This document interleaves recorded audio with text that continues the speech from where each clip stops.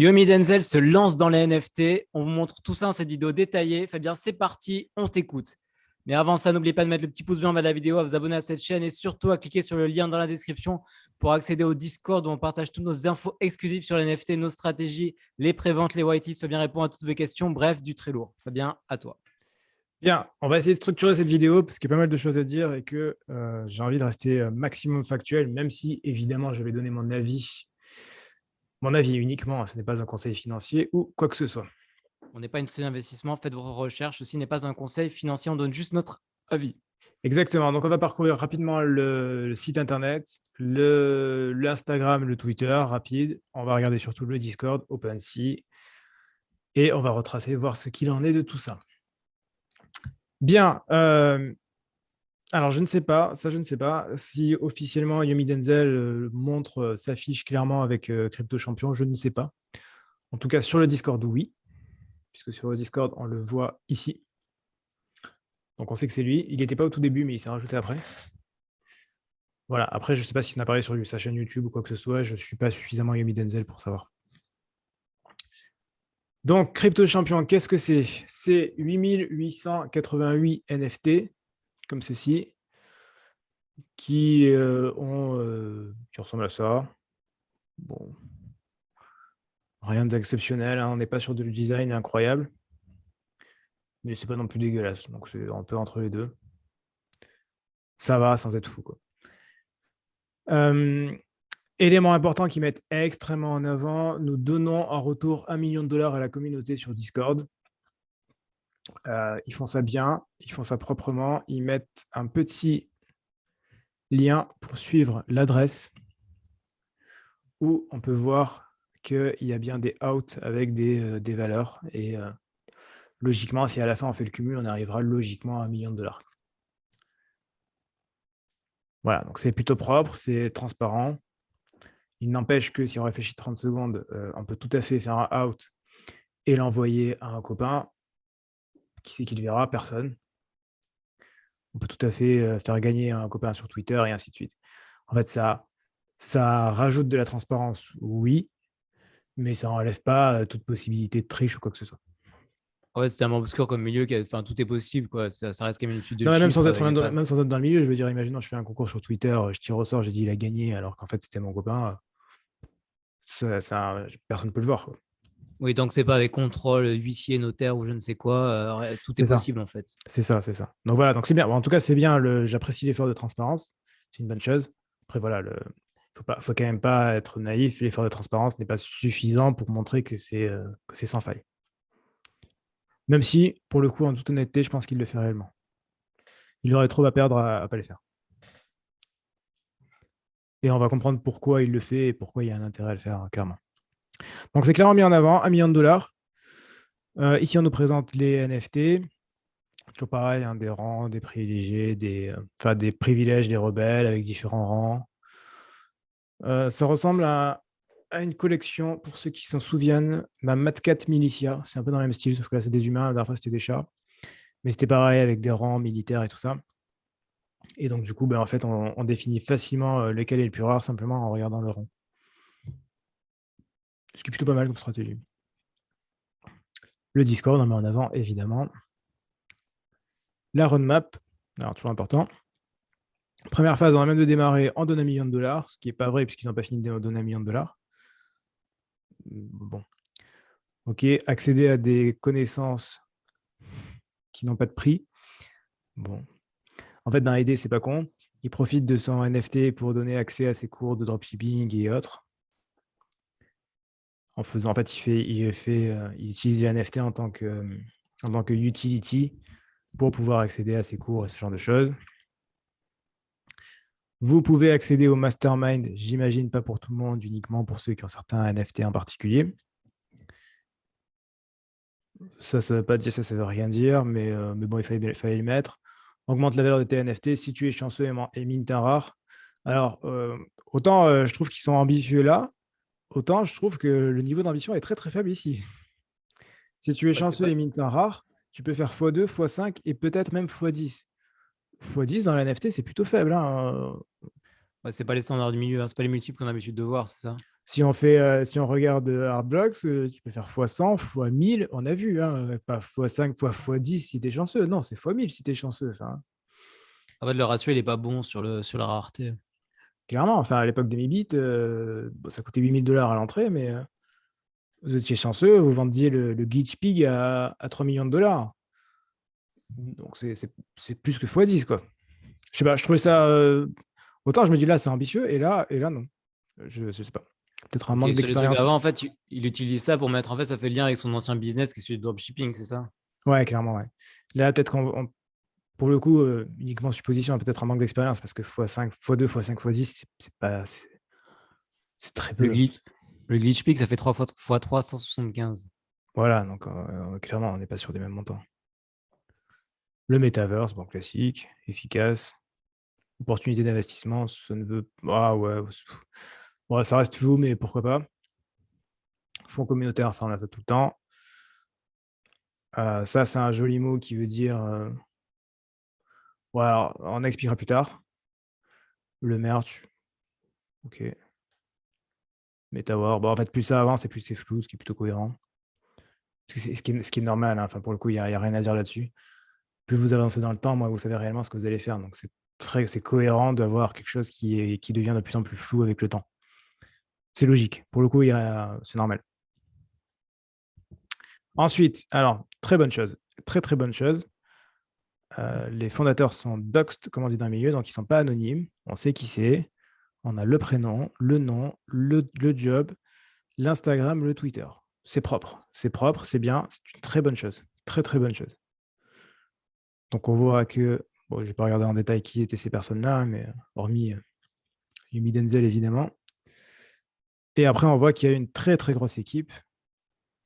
Alors, par contre, là, on y arrive. On a marketing, on a le nom du premier, on n'a plus les noms, ça y est. Et alors, le design, on n'a plus les noms du tout. On ne sait plus qui c'est. Et la partie importante, le développement, j'en avais dit, hein, dans les fondateurs, le plus important, hormis le marketing, c'est clairement le développement. On ne sait pas qui c'est Mathéo, hein. Moi, Mathéo et Daniel, j'aimerais bien savoir qui c'est, parce que Mathéo et Daniel, ils ont un taf très, très, très important à faire. C'est eux qui gèrent votre argent, Mathéo et Daniel. Si Mathéo et Daniel, ils plantent, si eux, ils font n'importe quoi, tous les autres, ils servent à rien, hein. Enfin, Mathéo et Daniel, ils ont un rôle qui est mais largement plus important que tous les autres. Donc, c'est pour ça que, personnellement, s'il y a une personne que je regarde, c'est particulièrement celle-là. Ensuite, l'équipe de modération, bon, ça c'est moins important, c'est pas grave. Donc voilà, comment avoir un champion? On fait une FAQ plutôt classique et normale, puis étant donné qu'on est étant donné qu'on vise des personnes qui sont enfin, je pense qu'il y en a beaucoup, ce sera leur premier NFT, donc c'est normal d'expliquer. Et après, quelques petites questions, enfin quelques petites FAQ. Ok, ensuite, donc on va regarder maintenant, on va faire le déroulement de comment ça s'est passé. Donc, comment ça s'est passé de manière assez classique? Lancement dans le Discord qui est ici. Donc, dans le Discord, toujours pareil, vous avez l'équipe, vous avez des rôles, vous avez tous ces genres de choses. Bon, ici, ça a changé maintenant parce qu'il y a le reveal qui a été fait. Je préférais faire la vidéo après reveal plutôt qu'avant. Pendant le lancement, c'était quand même plus propre. Comment le lancement s'est passé? Il s'est passé en 3 temps.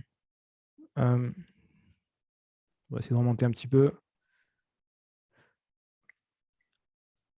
Voilà, on va remonter un petit peu.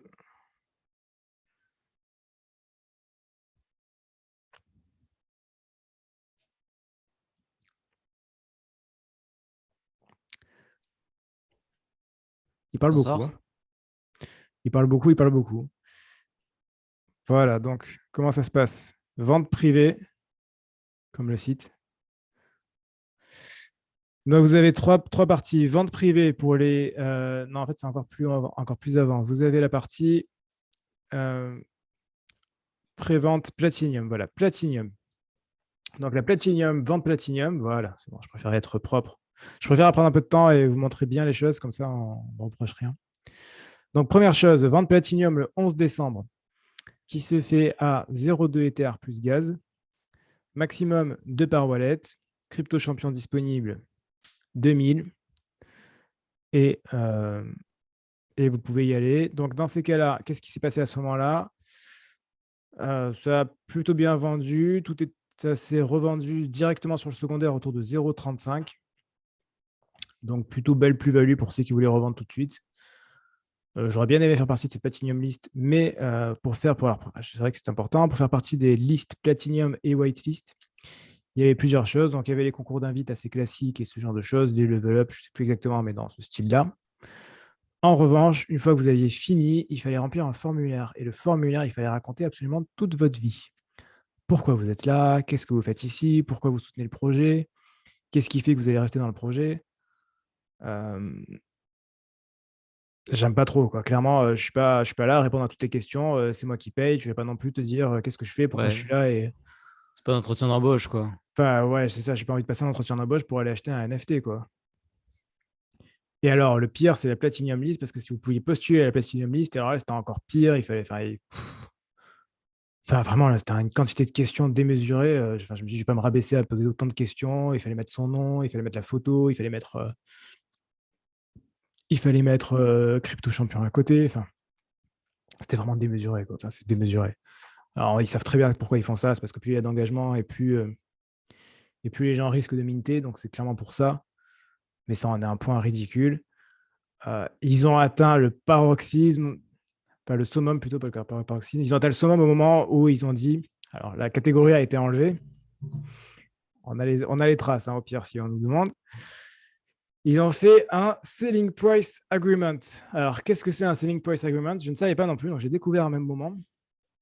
Eh bien, c'est une entente entre l'ensemble des personnes pour se dire, si on achète à 0,2 Ether, il faudrait qu'on liste au minimum à 2 Ethers chacun. Minimum. C'est un cartel, en fait, le truc. Pour maintenir un floor artificiel supérieur à 2 Ethers. Parce que c'est complètement artificiel. Supérieur à 2 Ethers. Et alors là, c'est le pompon. Si on ne le fait pas, qu'est-ce qui se passe? Parce que bon, j'ai envie de dire, j'ai pas envie de t'écouter, je ne le fais pas. On est banni du Discord, on n'a plus droit aux avantages, on ne peut plus profiter de rien. C'est la punition. C'est la punition totale. Pour info, ce genre de choses a déjà été tenté par d'autres projets. Ça n'a absolument jamais marché. Jamais marché. Il y a des mecs comme moi. Moi, mon domaine préféré, c'est le quick flip. J'achète, je revends tout de suite. Donc, c'est exactement ce qu'ils ne veulent pas, puisqu'on est les méchants, les quick flippers. Et des mecs comme moi, il y en a plein. Il n'y a pas que moi, il y en a plein. Et donc, tous ces mecs-là, ils ne vont jamais écouter ce truc-là. Et en plus, la punition, c'est quoi? Ouais, vous accéderez jamais aux avantages. Mais les avantages, je m'en tape. Le but, c'est pas d'avoir les avantages. Mon seul but, c'est de faire du fric sur ton collection, c'est tout. Ça s'arrête là. Donc, il n'y a pas d'avantage ou pas d'avantage. C'est complètement ridicule de faire ce genre de choses. Et en plus de ça, c'est une manipulation de marché. Une manipulation de marché évidente, quoi. Ça a tenu même pas une journée, ça a été retiré. Et après, ils ont dit non, mais en fait, on est trop sympa, on n'est pas comme ça. Tout le monde a le droit de revendre quand il veut. Vous aurez quand même les avantages, il n'y a pas de souci. Ouais, ils ont fait marche arrière parce qu'ils ont vu que ça collait pas, quoi. Ouais, clairement. Ouais. En fait, le concept du Web3, c'est censé être ouvert, décentralisé, tout le monde est gentil et tout ça. Et puis là, on balance la dictature. Il y a un truc qui ne va pas. Voilà. Et déjà, même sans la dictature, il y a un autre côté qui me déplaît fortement, c'est que, avis personnel, hein, Platinum Whitelist 0,2 Ether, Whitelist de base 0,25 Ether. On met un prix différent pour des personnes différentes juste parce qu'elles sont allées faire leur formulaire de. Elles ont bien travaillé, elles ont bien fait le formulaire, elles ont bien travaillé à l'école, donc elles payent moins cher. C'est pas comme ça que ça marche. Ouais, t'as un bon chien-chien, quoi. On tape sur la tête et c'est bien, t'as un bon gars. Ouais, c'est exactement ça. Donc voilà, donc c'est quand même marrant de dire que les mecs qui voulaient 2 Ethers, au final, ça se revend à combien? 0,35. On est très, très, très loin des 2 Ethers. Le lendemain, c'est à 0,25 Ether, vous pouvez en minter 5. Quand vous pouvez minter 5, ça c'est pareil. Un projet qui est confiant et qui veut une bonne répartition et qui veut pas que ça soit, qui veut que ce soit sain, il ne va pas mettre 5, il va mettre 2, 1, pas plus. Quand on met 5, c'est pas qu'on veut une bonne répartition, c'est qu'on veut faire de l'argent. D'ailleurs, au passage, je n'ai même pas parlé du prix. 0,25 Ether, c'est ultra cher. Même 0,2 Ether, c'est ultra cher. C'est ultra, ultra cher. C'est énorme par rapport au standard du moment. Enfin, pour info, les boards Apiot Club, 0,08. Les boards Apiot Club, hein, au moment du mint. 0,25 là. On est sur du x4, x3, x3, x3, x3.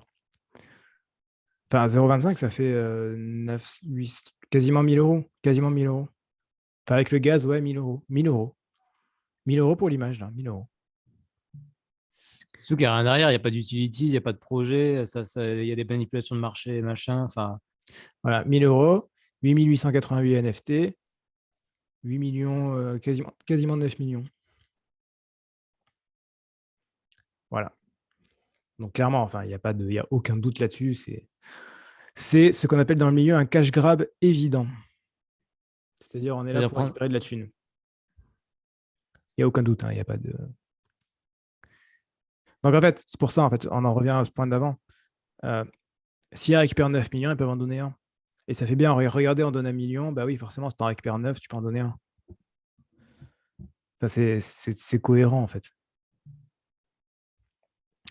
Voilà, ensuite, vente privée qui était à 0,2. À la revente, c'était entre 0,25 et 0,23, 0,22. Donc, vraiment rien d'incroyable. Et vente publique qui a mis même un peu de temps à sold out. Et au final, où on en est aujourd'hui? Donc, on a eu le reveal, tout ça. Où on en est? On est à un floor qui est en dessous du prix du mint. Donc, les gens qui ont payé 0,25 et même ceux qui ont payé 0,2, eh ben, ils ne rentrent pas dans leurs frais. S'ils ont gardé comme on leur a bien dit de le faire. Donc en fait, les mecs ont perdu de l'argent, quoi. Ça veut dire quoi? Ça veut dire que le prix de base était trop élevé pour que le marché secondaire puisse être sain, comme on dit dans le milieu, et qu'il puisse donc faire monter le prix d'une collection. C'est évident. Quand on barre aussi haut, c'est compliqué de faire monter encore plus haut. Surtout une collection où les visuels sont pas incroyables. Enfin, il n'y a rien de ouf. Enfin, en comparaison, à 0,22, il y avait les taureaux. 0,22, c'est cher. On est sur la même zone de prix. Sauf qu'en en termes de design, voilà à quoi ça ressemble les taureaux. Je vous montre un petit comparatif. Voilà, eux. Déjà, il y en a moins. En plus, il y en a 7777. Il n'y en a pas 8888. Donc, il y en a moins. Joli fleur. Voilà, les taureaux, ça ressemble à ça. Bon, en termes de design, entre ça et ça, le choix, il est vite fait quand même, hein. Voilà. Ouais, clairement. Je ne sais pas qu'est-ce qui s'est vendu le plus cher. C'est intéressant, ça de voir. Ouais, la vente la plus élevée est à 5 Ethers, c'est vraiment pas incroyable. 5 Ethers sur la plus élevée. Et d'ailleurs, du coup, 5 Ethers, ça fait. J'avais raison, hein, 5 Ethers, même si c'était à 0,25, ça fait x20. Donc, on est largement au-dessus du x10 qu'ils ont marqué dans leur message. Ce qui est normal, en fait. C'est Jacques Chirac qui a acheté le premier, t'as vu? Jacques Chirac, je sais qui c'est en plus. Enfin, oui, je sais qui c'est. Ouais. Plutôt un bon collectionneur, celui qui l'a payé 5.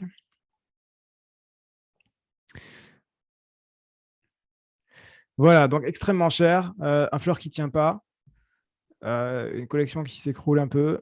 Rien de choquant. Rien de choquant. En fait, pour moi, c'était une collection qui avait énormément de red flags. Si on regarde dans les débuts, c'est genre, oui, regardez, on est en train de. C'était incroyable. Alors déjà, les designs sont incroyables. Les designs sont incroyables. Les designs sont incroyables. Enfin, bon, les designs sont incroyables. La vraie utilité, on ne sait pas vraiment. Over-deliver, ouais, pas vraiment. Et après, voilà. Alors ça, c'est pareil. En moins de 48 heures, on a atteint 10 000 membres, sans marketing, sans influenceurs, sans bot, sans promotion, sans site, sans promesses irréalistes. Oui, tu as fait un concours d'invitation. Quand tu fais un concours d'invitation, les gens viennent puisqu'ils ont envie d'avoir leur waitlist. Et les concours d'invitation, qu'est-ce qu'ils amènent? Ils amènent des bots qui sont là. Alors, qu'est-ce qui est marqué ici? Il y a marqué no bot. C'est faux. C'est complètement faux. On est à 2 jours du projet, 48 heures. Ils ont déjà lancé un mensonge. C'est impossible qu'il n'y ait pas de bots. C'est impossible. Et après, ça s'enchaîne comme ça. Ça s'enchaîne. Et c'est une suite de messages qui est illogique avec plein d'incohérences. Forcément, ça ne marche pas. Enfin, c'est évident. Et c'est pas parce que c'est Yomi Denzel qui est derrière que ça va marcher. Ça peut sold out. Oui, mais c'est pas parce que ça sold out que ça tient derrière. le projet reste important sur le long terme. L'équipe, c'est important de la regarder. L'équipe, et dans l'équipe, c'est pas uniquement le marketing, c'est surtout, c'est surtout ce qu'on a vu avant. Là, c'est surtout l'équipe de dev là. Et c'est surtout, je me souviens plus leur nom. Et c'est surtout Mathéo et Daniel. Mathéo et Daniel, moi, c'est eux que je veux voir. C'est eux qui doivent faire les MAA, c'est eux qui doivent parler.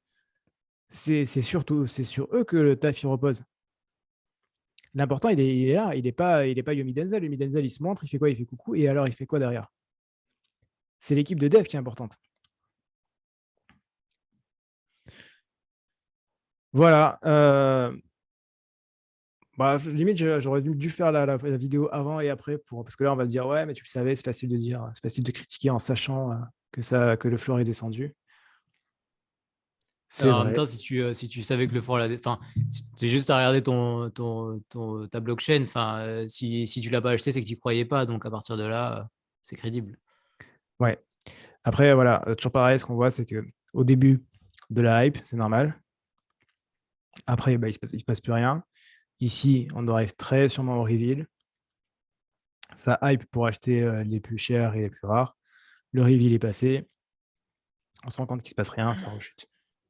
Il n'y a pas de raison que ça remonte, là, c'est ça, d'après toi? Alors après, ils ont leur nouveau concept qui s'appelle le ROMO, le Regret of Missing Out, et qui veut dire que, oh là là, j'ai vendu, je regrette, ça va être tellement incroyable que j'aurais dû rester. Ouais, j'y crois pas du tout. On remarquera qu'ils n'ont pas fait la même erreur que certains. Ils n'ont pas dit on va faire notre metaverse, ils ont acheté un land dans The Sandbox, qui est la référence. Mieux vaut acheter un land dans The Sandbox que de vendre des lands à 2 Ethers et demi d'un metaverse qui est en cours de création. Et dont personne ne sait globalement rien, quoi. Sans viser personne, Exactement, bien personne sûr. ne sait globalement rien. Je ne viserai personne là-dedans, mais je pense qu'on a reconnu qui c'était. Voilà. En fait, au final, c'est un projet classique. Hein, c'est pas... J'en parle de celui-là parce que forcément, les regards sont attirés dessus, parce que les gens vont regarder, parce que c'est Yomi Denzel. Mais dans le fond, c'est pas bien différent de n'importe quel autre projet moyen bas de gamme qui sort tous les jours au final. Il n'y a pas vraiment de différence. C'est un projet lambda avec un mec connu derrière, quoi.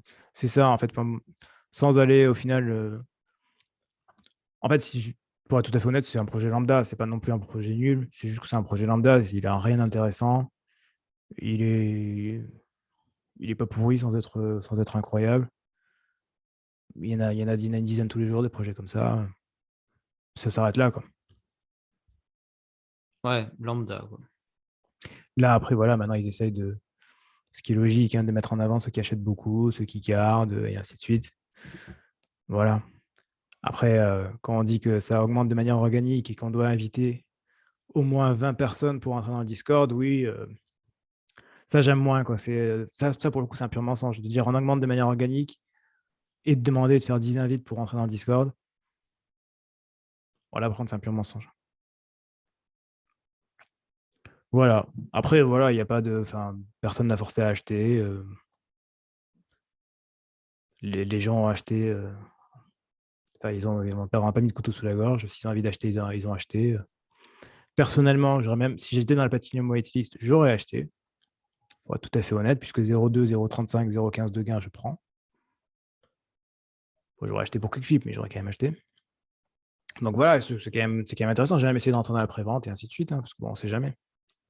Tant qu'il y a une personne connue derrière, ça peut toujours être intéressant. C'est pas à l'abri de faire un peu de thune sur un quick flip rapide et puis ressortir aussi vite que t'es rentré, quoi. C'est ça, c'est ça. Enfin, après, il ne faut pas regarder ça toujours, de dire, ouais, c'est Yumi Denzel, donc je ne vais pas y aller. Enfin, je ne suis pas dans ce côté-là non plus. S'il est connu, ça peut ramener du monde. Si ça peut ramener du monde, ça peut faire un FOMO et donc ça peut faire augmenter le cours. C'est intéressant. Après, par contre, Yumi Denzel en marketing, en dropshipping, je ne doute pas de ses capacités. En revanche, en smart contract, en développement blockchain et en création de valeur sur des NFT, là, oui, clairement, là, je doute de ses capacités. Ok, Et je vois. si je ne dois pas douter de ses capacités, à ce moment-là, il doit me montrer qui sont les développeurs de smart chain qui sont derrière, voir s'ils ont de l'expérience, qui ils sont, est-ce qu'ils ont déjà travaillé avec d'autres personnes, et pas simplement me dire c'est Mathéo et Daniel. Ouais, il faut que ce soit un peu plus poussé quand même, là, qu'il y ait un peu plus de rigueur, quoi. C'est ça. S'il me dit OK, Mathéo et Daniel, ils ont travaillé pour MekaChain, parce que même si MekaChain, c'était pas ouf, Le développement, l'exécution a été parfaite, tout était magnifique, tout était bien fait. Là, ouais, pas de souci. S'ils ont travaillé pour les Pickles ou ce genre de choses, ouais, là, c'est bien. Mais par contre, si je sais pas qui c'est, là, j'ai un pas d'intérêt. Ouais, ça se tient. Voilà, globalement, là-dessus, c'est plutôt ça. J'ai pas regardé Instagram. De toute façon, Instagram est très, très peu utilisé dans les NFT. Enfin, en tout cas, peut-être qu'il est utilisé. Moi, j'utilise très, très peu. Ouais, voilà, 6800 abonnés sur... C'est moi la différence. 6800 abonnés sur Instagram, 150 000 sur Discord. Donc, ouais, on voit la différence. Et après, leur Twitter public, 28 000 abonnés, ce qui est beaucoup. Ce qui est beaucoup, mais bon, après, au-delà de ça... Voilà, dire que le plus rare, le prix actuel, il est à 50 Ethers, non. Le prix, il n'est pas à 50 Ethers, c'est la personne essaye de le vendre à 50 Ethers. C'est pas parce Ouais, qu'il est, essaye, c'est pas parce qu'il est listé à ce prix-là qu'il vaut ce prix-là. C'est juste qu'il y a quelqu'un qui essaie de le vendre, c'est tout. c'est comme si je prenais ma tasse d'un que je bois mon café, je la mets en vente à 2 millions et je dis, ah bah le prix c'est 2 millions. C'est exactement ça. C'est exactement ça. Il n'y a pas plus que ça. Le prix actuel est de 50 Ethers, 200 000 $. Non, le prix actuel, la tentative de vente est à ce prix-là, c'est tout.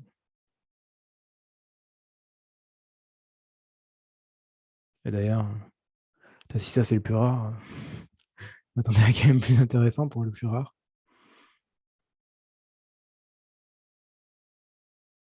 C'est-à-dire plus intéressant d'un point de vue financier. Ouais, d'un point de vue design, quoi. Ouais, je comprends. D'ailleurs, il y a des transferts chelous entre les personnes ici.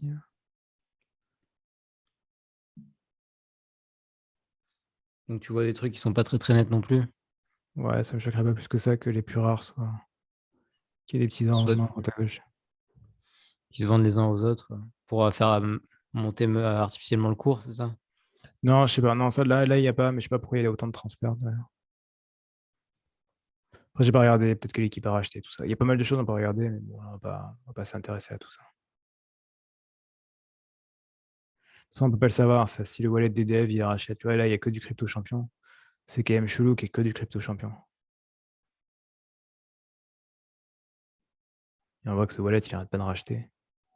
Enfin, bah, voilà, après, enfin, ça, je ne vais pas investiguer parce que ça sert à rien. Mais là, c'est pareil, c'est un wallet, il n'y a que des crypto champions encore dedans. C'est quand même. J'en ai fait 2 où il n'y a que ça, c'est quand même très bizarre. Hein. Enfin, je veux bien que les gens aiment beaucoup crypto champion, mais en général, on achète d'autres choses, quoi. Ouais, si tu t'intéresses au NFT, t'as pas acheté 10 NFT ce truc-là, quoi. C'est un peu douteux. Et là, j'ai encore un. Et voilà, j'en ai encore un où il n'y a que ça. Voilà. Bon, et après, voilà, ouais. Enfin, en fait, ça ne me choquerait pas non plus qu'il y ait quelques petites manipulations à droite à gauche comme ça. Peut-être des wallets de dev ou des trucs comme ça pour pouvoir racheter le floor et du coup faire augmenter les prix artificiellement, encore une fois. Voilà. Bah, c'est tout pour cette vidéo. Ok, merci beaucoup Fabien pour cette petite analyse de ce projet de Yumi Denzel.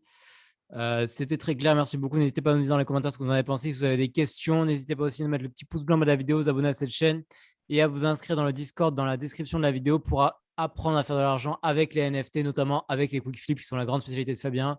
Avoir accès à une tonne d'infos, nos stratégies, comment accéder aux préventes, aux whitelists, Fabien répond à toutes vos questions, bref, du très lourd. On se retrouve très bientôt pour une prochaine vidéo. D'ici là, portez-vous bien, faites de l'argent. À la prochaine. Ciao, ciao. À la prochaine. Ciao.